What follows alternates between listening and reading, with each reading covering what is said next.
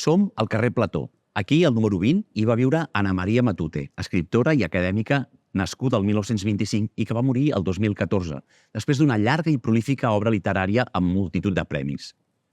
Ana Maria Matute és una de les veus més importants de la literatura espanyola del segle XX. La seva obra expressa temes com la guerra, la infantesa, la soledat i la recerca de la identitat. Matute, que va viure de ben a prop les conseqüències de la Guerra Civil, va plasmar en els seus textos i a les seves obres la realitat d'un país marcat pel conflicte i la repressió. Era la segona de 5 fills d'una família religiosa i conservadora de la burgesia barcelonina. La seva obra és plena de referències a la seva vida personal, sovint des del punt de vista de la infantesa i l'adolescència, com es pot comprovar a l'obra Luciérnagas, finalista del Premi Nadal de 1949, però que no es va publicar fins al 1955 amb el títol En esta tierra, després de ser retirada per la censura franquista. O la novel·la Los hijos muertos, de 1959, per la qual va rebre el Premi de la Crítica i el Premi Nacional de Literatura, amb un estil molt poètic i retrata la infantesa perduda i el dolor de créixer en un ambient tan hostil. Escoltem-ne un fragment que expresa perfectament aquest sentiment. Hacia las 6 de la tarde el cielo pareció cubrirse por una cortina casi negra de color de pólvora. No se adivinaba el contorno de las nubes y apenas una difusa claridad de plata iluminaba los bordes de 4 cruces, Sagrado y Hoz. Daniel comprendió que se cernía la lluvia, una lluvia opresiva que podía durar días enteros y dejar el bosque empapado, el suelo resbaladizo, gelatinosas las hojas que lo cubrían todo como una alfombra de oro. A Daniel Corvo le gustaba la lluvia, pero no aquella lluvia negra azotando los árboles como un castigo. Algo flotaba en el aire, denso y cargado. Y sin embargo, no habría ni relámpagos ni truenos. Sería una lluvia sorda, clavándose en el gran silencio del bosque. Ana Maria Matute va començar escrivint contes. El primer es va publicar a la revista Destino el maig del 1947, quan ella tenia tot just 22 anys. En el recull publicat el 2010, La puerta de la luna, hi trobem Los niños tontos, de 1956, relats molt breus on els infants són els protagonistes, amb un estil commovedor i una prosa poètica i evocadora. Matute ens recorda que, sovint, la solitud és una companya silenciosa que ens observa des de l'ombra, esperant el moment de fer-se visible. Com a exemple, aquest conte La niña fea. La niña tenía la cara oscura y los ojos como endrinas. La niña llevaba el cabello partido en 2 mechones, trenzados a cada lado de la cara. Todos los días iba a la escuela, con su cuaderno lleno de letras y la manzana brillante de la merienda. Pero las niñas de la escuela le decían «niña fea» y no le daban la mano, ni se querían poner a su lado, ni en la rueda ni en la comba. «Tú vete, niña fea». La niña fea se comía su manzana, mirándolas desde lejos, desde las acacias, junto a los rosales silvestres, las abejas de oro, las hormigas malignas y la tierra caliente de sol. Allí nadie le decía «vete». Un día, la tierra le dijo «tú tienes mi color». A la niña le pusieron flores de espino en la cabeza, flores de trapo y de papel rizado en la boca, cintas azules y moradas en las muñecas. Era muy tarde y todos dijeron «qué bonita es».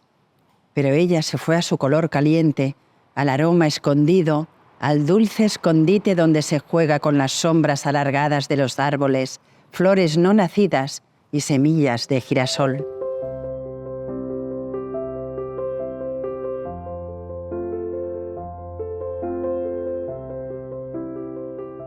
Un dels seus llibres més coneguts és Olvidado Rei Gudu, publicat el 1996. És una fascinant narració que combina elements de fantasia i realisme. S'hi descriu la nissaga dels Olar, amb reminiscències a la mitologia nòrdica. Però la novel·la amaga un rerefons realista, el drama psicològic i moral d'uns personatges amb unes ànimes agitades, apassionades i contradictòries. Escolteu, si no, aquest fragment del primer capítol. Desde temprana edad, Sicrosio dejó bien sentado que no se trataba de una criatura tímida, paciente, ni escrupulosa en el trato con sus semejantes. Su valor y arrojo, tanto como su naturaleza, no conocían el desánimo, la enfermedad, la cobardía, la duda, el respeto ni la compasión. Pronunciaba estrictamente las palabras precisas para hacerse entender y no solía escuchar, a no ser que se refiriesen a su persona o a su caballo, lo que decían los otros.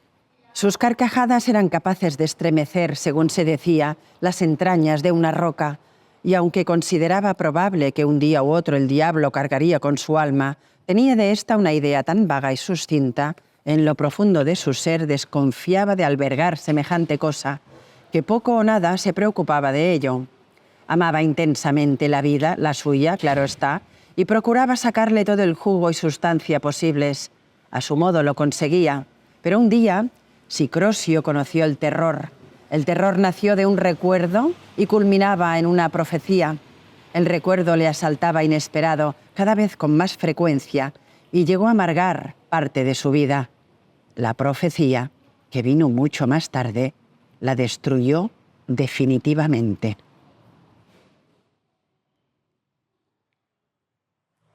A través de la seva obra, Ana Maria Matute ens convida a reflexionar sobre les experiències humanes més profundes, demostrant una capacitat per connectar amb el lector.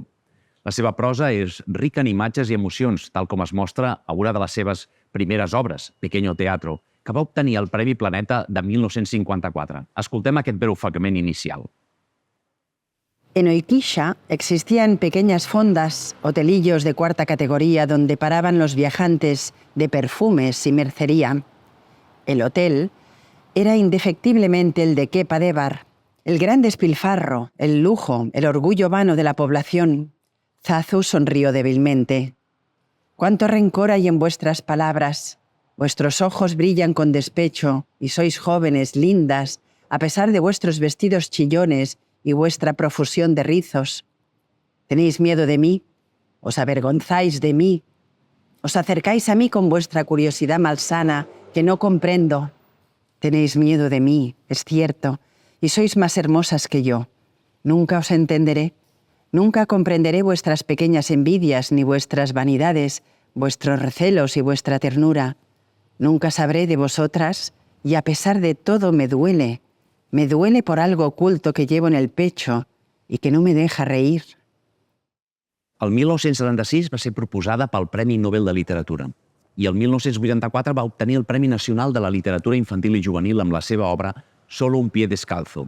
El 1996 va ser escollida membre de la Reial Acadèmia Espanyola, la tercera dona en formar part d'aquesta institució. També va rebre el Premi Nacional de les Lletres Espanyoles el 2007 pel conjunt de la seva obra i el 2010 se li va concedir el Premi Cervantes, el més prestigiós en llengua castellana. Acabem amb aquest breu fragment de Primera Memòria, Premi Nadal al 1959, on l'autora descriu el pas de la infantesa a l'adolescència de Matia i el seu cosí Borja, refugiats a casa l'àvia, en una època complicada i amb la guerra com a teló de fons.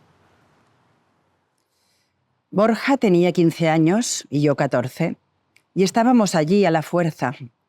Nos aburríamos y nos exasperábamos a partes iguales en medio de la calma aceitosa, de la hipócrita paz de la isla. Nuestras vacaciones se vieron sorprendidas por una guerra que aparecía fantasmal, lejana y próxima a un tiempo, quizá más temida por invisible. No sé si Borja odiaba a la abuela, pero sabía fingir muy bien delante de ella. Supongo que desde muy niño alguien le inculcó el disimulo como una necesidad. Era dulce y suave en su presencia y conocía muy bien el significado de las palabras herencia, dinero, tierras. Era dulce y suave, digo, cuando le convenía parecer así ante determinadas personas mayores. Pero nunca vi redomado pillo, embustero, traidor mayor que él, ni tampoco otra más triste criatura. Fingía inocencia y pureza, gallardía delante de la abuela, cuando en verdad, oh Borja, tal vez ahora empiezo a quererte. Era un impío, débil y soberbio pedazo de hombre. Mira, justament aquest conte està en aquest fragment primer.